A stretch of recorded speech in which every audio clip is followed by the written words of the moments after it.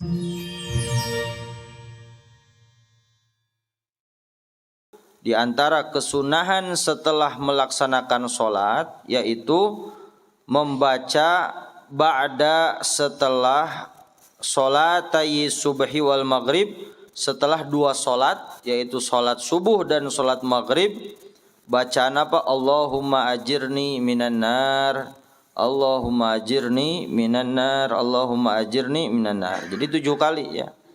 Kata Sayyidil Habib Umar pas kemarin di acara daurah menyampaikan tentang keutamaannya. Barang siapa yang membaca 7 kali setelah sholat subuh dan setelah sholat maghrib, Allahumma ajirna minan nar, Allahumma ajirna minan nar, tidaklah dia mati di waktu di malam tersebut, maka dia akan dibebaskan dari api neraka. Tidak dia baca di waktu ba'da subuh, tidaklah dia mati di waktu siang, kecuali dirinya akan dibebaskan dari ancaman api neraka. Jadi disunahkan setiap sholat, setelah sholat subuh dan sholat maghrib, membaca Allahumma ajirna minan nar, Allahumma ajirna minan nar, Allahumma ajirna minan nar 7 kali ya. Kalau misalkan kita sholat berjamaah, imamnya tidak membaca, nggak usah ngikutin imam nggak baca terus kita nggak baca nanti ya. Nanti sebelum kita melaksanakan sholat ba'diyah, kita membaca itu. Jadi kata Sayyidil Habib Umar menyampaikan hadis Rasulullah, au kama qala, barang siapa yang membaca Allahumma ajirna minan nar qabla ayyatakalam, sebelum dia berbicara. Jadi sebelum dia berbicara dengan orang lain, jadi setelah habis maghrib, sebelum dia berbicara, makanya dianjurkan setelah salam, khususnya ba'da sholat subuh dan ba'da sholat maghrib, jangan ada komunikasi dengan makhluk ya, sampai kita selesai melaksanakan peribadahan kita kepada Allah Subhanahu wa taala, dari mulai sholat berjamaah, baca wirid ba'danya, setelahnya, kemudian mungkin kita punya amalan-amalan khusus, dan apalagi kalau kita bisa menjaga menghidupkan ma bainal maghrib wal isya, menghidupkan antara maghrib dan isya bidzikir wa tawajjuh wa tagarrub ilallah ya. Kalau kita belum bisa menjaga komunikasi dengan orang dengan beberapa waktu singkat saja, apalagi menjaga komunikasi hubungan dengan makhluk selama 1 jam ya. Jadi kalau bisa mah antara maghrib dan isya sudah komunikasi dengan makhluk stop dulu ya, cukup berjam-jam kita komunikasi dengan makhluk, dengan dudungan, dengan bos, dengan segala rupa. Khususkan waktu untuk komunikasi dengan Allah Subhanahu wa taala. Ini yang pasnya itu antara maghrib dan isya ya. Tapi lebih baik lagi sebelum fajar. Mungkin itu sulit ya, sebelum fajar mah eleh keneh kutunduh nya. Milarian waktu yang mungkin mudah ya dicarinya, yaitu ba'dal maghrib wa isya. Ya, jadi diusahakan antara maghrib dan isya itu khususkan untuk beribadah kepada Allah Subhanahu wa taala. Tinggalkan pekerjaan-pekerjaan yang sekiranya akan melupakan kita kepada Allah. Seperti apa? Seperti mainan handphone, buka Facebook dan lain sebagainya. Itu bainal maghrib wal isya itu jangan dulu. Ya. Bahkan dianjurkan juga bagi yang perokok ini, kalau bainal maghrib wal isya jangan dah, masih banyak waktu, nyari waktu lain masih panjang, lebar ya. Ma bainal maghrib wal isya digunakan untuk ghaflah kepada Allah Subhanahu wa taala, untuk melupakan Allah, itu eman-eman ya. Sayang, lebar. Kapan lagi ya tuh kita mau mulai menata diri di hadapan Allah Subhanahu wa taala kalau bukan dari sekarang. Apalagi kalau kita introspeksi diri, berjam-jam kita korbankan tanpa mengingat Allah Subhanahu wa taala. Jadi anggarkeun kangge Allah Subhanahu wa taala. Jadi itu yang ke-10. Yang ke-11 disunahkan qauluhu asyhadu alla ilaha illallah wahdahu la syarikalah ilahan wahidan wa rabban syahidan wa nahnu lahul muslimun 4 kali, arba'an. Biasanya kalau di Hadramut atau di kita juga sebagian yang mengamalkan setelah habis doa tidak langsung Al-Fatihah, tidak. Ya. Kita juga sama santri belum mengamalkan ini. Dulu pernah ngamalin, cuman kita ngejar waktu, tapi insya Allah ke depannya atau kita akan mulai amalan ini. Jadi setelah beres berdoa jangan dulu Al-Fatihah, tetapi asyhadu alla ilaha illallah wahdahu la syarikalah ilahan wahidan rabban syahidan wa nahnu lahul muslimun 4 kali. Di dalam hadis mengatakan faqad warada anna man qala dzalika suggira lahu sirat yaumal qiyamah katsira.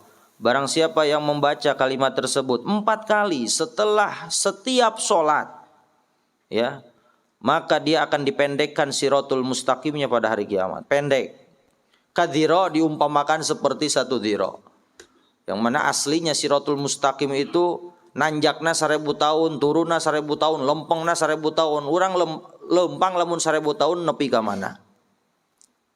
Kira-kira 1000 tahun kita gunakan untuk berjalan kaki, kira-kira sampai ke mana? Ya, jauhnya siratul mustaqim itu nanjaknya aja udah 1000 tahun, turunnya 1000 tahun, datarnya 1000 tahun. Tetapi susuganan, bukan suganan, ini hadis. Rasulullah yang menjelaskan.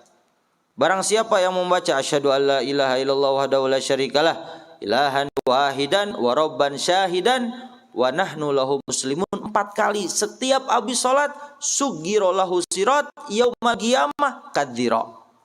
Siratul mustaqimnya akan dipendekkan, diumpamakan seperti dzira. Namun ayat sasak setengah 1 dzira 50 cm. Ya, di loncatan nepi moal. Nepi, ya. Tinggal ngagajleng oge, nepi sudah. Bebas. Nah, jadi mudah-mudahan ya kita baca, kita istiqomahkan ini diamalkan. Kalau di Hadramut mesti ya, di Kota Tarim mesti diamalkan ini. Dan di sekian kita juga banyak yang mengamalkannya. Kemudian yang ke-12 kesunahan setelah habis sholat itu bacaan la ilaha illallah Muhammad Rasulullah fi kulli lamhatin wa nafasin adadama wasi'ahu illallah 4 kali. La ilaha illallah Muhammad Rasulullah fi kulli lamhatin wa nafasin adadama wasi'ahu illallah. Ya. Nanti dipotong dikirim grup barang siapa atau barangkali ada yang mau mengamalkan atau putar lagi videonya ini kalau jalan ya. Alhamdulillah. Jadi la ilaha illallah Muhammad Rasulullah fi kulli hati wa nafasin ada wasi'ahu imallah 4 kali. Kemudian baca la ilaha illallah Allahu akbar, la ilaha illallah Allahu akbar, la ilaha illallah Allahu akbar, la ilaha illallah Allahu akbar 4 kali. 4 kali. Di dalam ta'liq di sini hadza dzikru walladzi qablahu istahsanahu ba'dul ulama. Zikir ini dan zikir-zikir sebelumnya dianjurkan oleh sebagian ulama. Wa huwa amalu katsirin minal hawadir, dan itu merupakan amalan banyak yang mengamalkannya dari kalangan umat Islam seperti ka Hadramut wa Indonesia disebutkan. Seperti ahli Hadramut dan orang-orang Indonesia banyak yang mengamalkan zikir yang barusan dijelaskan. Jadi kalau misalkan kita mengamalkan sunnah-sunnah setiap habis sholat, insya Allah habis salam kita nggak langsung ninggalin tempat sholat. Mesti ada duduknya menghadap kepada Allah Subhanahu wa ta'ala. Cuman hawa nafsulah yang lebih besar yang menggerakkan badan kita ya untuk membaca tasbih 33 kali aja mungkin kita jarang mengamalkannya. Masih perhitungan, dah keburu-buru sama waktu yang lain. Tapi kalau kita mengamalkan ini dari nomor 1 sampai nomor 15, insya Allah lah minimal 10 menit habis sholat itu kita duduk dulu di hadapan Allah. Dan 10 menit itulah yang berharga untuk kita di akhirat nanti, dibanding berjam-jam yang kita gunakan untuk mencari dunia dan lain sebagainya. Ya, 10 menit ini yang berharga. Kembali lagi kepada kebutuhan ya. Lamun orang sekirana butuh memaksakeun ngamalkeunana.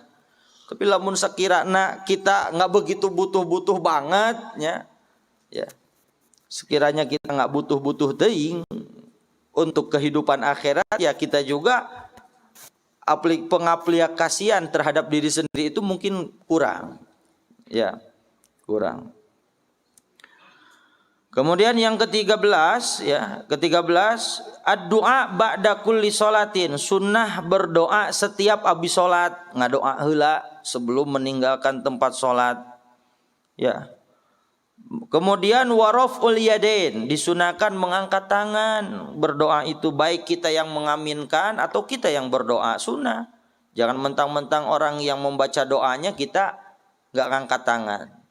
Ya, jadi disunahkan mengangkat tangan itu baik kita yang mengaminkan orang yang berdoa atau kita sendiri yang berdoa, angkat tangan. Ya, angkat tangan kalau bisa sejajar dengan dada kita. Ya. Ini mungkin udah dijelaskan. Posisi tangan bisa ditempelkan sebagaimana yang sering kami lihat guru kita Sayyidil Habib Umar kalau berdoa seperti ini, menempelkan sejajar dengan dada, kecuali ketika permohonannya itu sangat urgent lah, sangat penting sekali, khususnya untuk kepentingan kaum muslimin. Kalau untuk kepentingan pribadi, dunia dan lain sebagainya nggak begitu ngangkat ya. Tapi kalau bisa ketika kita ngangkat ketika kemaslahatan umat Nabi Shallallahu Alaihi Wasallam, seperti di Mahalul Qiyam itu ya. Kalau kita ngerti sedikitnya apa yang disampaikan oleh penyusunnya Sayyidil Habib Umar atau Al Habib Ali bin Muhammad bin Husain Al Habsyi, itu isinya doa semua ya. Itu isinya doa semua. Jadi disunahkan waraful yadain wa mashul wajhi bihima, dan disunahkan juga setelah beres mendoa mengusap wajah dengan keduanya, dengan kedua tangan. Diusapkan wajah. Ada yang menyunahkan diusapkan kepada seluruh badannya. Kaki-kakinya diusap, ya. Kembali lagi kepada innamal a'malu binniyat. Kalau ishadnya atau penyaksiannya, dia pandangannya supaya keberkahan yang diharapkan kepada Allah Subhanahu wa taala bisa meresap kepada seluruh badan kita. Ya, itu kembali lagi kepada niat dan tidak boleh dibid'ah-bid'ahkan. Sebagian orang yang mengatakan buat apa ngusap muka habis berdoa? Mana dalilnya? Tujuannya untuk apa? Kayak gitu aja dipermasalahkan ya. Itu sunnah wa mashul wajhi bihima ba'dahu. Walhamdalah wassalatu ala nabi fi awalihi wa akhirihi, dan membaca alhamdulillah dan bersolawat kepada Nabi Muhammad di dalam berdoa ya, di permulaan doa dan di akhir doa. Jadi sebagaimana yang sudah dijelaskan di pertemuan-pertemuan sebelumnya, adab berdoa itu awali dengan Bismillahirrahmanirrahim, kemudian membaca hamdalah, bersolawat kepada Nabi Muhammad, kemudian kita berdoa, di pertengahan doa kita masukkan solawat lagi kepada Nabi Muhammad, kemudian berdoa lagi dan bersolawat kepada Nabi Muhammad, dan ditutup dengan hamdalah. Ya. Jadi disunahkan kita ketika kita berdoa. Kemudian yang ke-14 ya, sunnah ba'da sholat, yaitu al-mukthu fi musolah, diam di tempat sholat, bukan musola, bukan. Yang namanya musolah itu tempat dia sholat. Diam di tempat dia sholat sampai kapan? Hatta yakumal imam, sampai imam berdiri. Jadi makmumah disunahkan berdirinya makmum setelah berdirinya imam. Makanya bagi imam ya harus bisa mengontrol keadaan. Ini takutnya orang-orang mengamalkan sunnah, dia diam aja, nungguin ambil habis waktunya. Ya, tapi kita juga ya yang mau mengamalkan, kita lihat dulu kebiasaan imam. Kalau imam ini habis sholat biasanya duduknya seperempat jam untuk menyelesaikan wiridnya, udah tinggalin aja daripada habis waktu kita habis. Ya, apalagi santri kan punya jadwal lagi, setelah maghrib itu ada jadwal lagi. Nah, jadi kondisional lah. Kalau imamnya kebiasaannya setelah sholat itu ada wiridan lagi, ya itu nggak apa-apa mungkin. Ya, jadi sunnah bagi makmum berdiri setelah imam. Ya, ini makmum sekarang imam baru baca astagfirullahaladzim sudah ngejat ya lah. Ya, sudah punya amalan masing-masing. Padahal amalan yang dianjurkan oleh Rasulullah itu lebih afdol daripada kita punya amalan pribadi. Ya, mengamalkan apa yang dianjurkan oleh Rasulullah lebih afdol dan lebih baik daripada kita ngudag amalan sendiri. Tetap ajaran Rasulullah yang paling utama. Apalagi bukan ngamalin, bukan buat ngudag wiridan. Karena rusuh aja pingin cepet-cepet megang HP, ya ninggalin doa, ninggalin sunnah dan lain sebagainya. Rek kumaha? Rek tepikeun ka iraha urang gitu. Ya. Sedangkan waktu berjalan, umur berkurang, ya. Keadaan kita tidak mungkin seperti gini terus-terusan. Ya, yang muda akan menjadi tua, yang tua akan menjadi apa lagi? Ya sudah, kalau waktu tuanya sudah habis berarti nggak mungkin ke muda lagi. Kecuali kalau di akhiratnya dia mendapatkan kebahagiaan, maka dia akan dikembalikan ke masa mudanya. Apalagi kalau masuk surga, di surga itu nggak ada yang tua dan nggak ada, semua umurnya sama. Kalau nggak salah umur 36 tahun, semuanya sama, rata semua. Yang mati umur 100 tahun masuk surga, muda lagi. Malah anu keriput di surga mah. Ya. Jadi mengkudu wayahna kudu maksakeun kumaha carana orang bisa asup ke surga. Ya.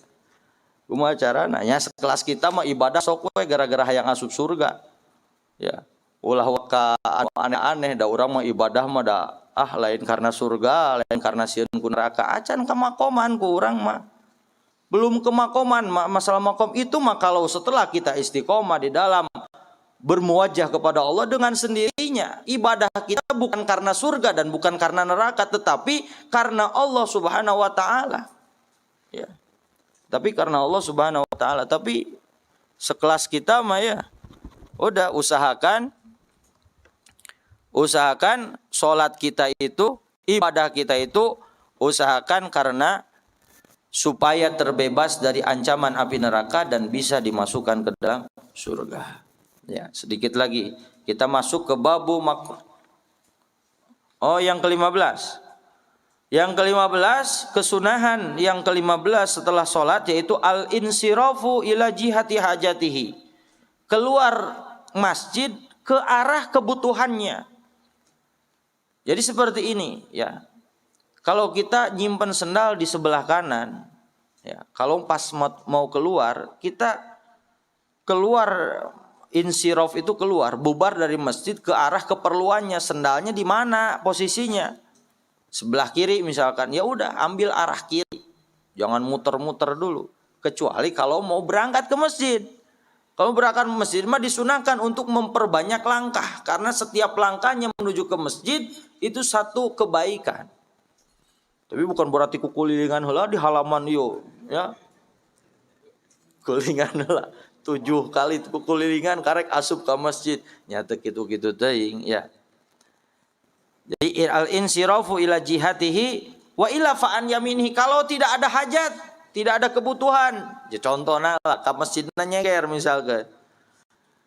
Ya dia nggak punya letak sendal di mana, maka pilihlah arah kanan. Ya, pilihlah arah kanan.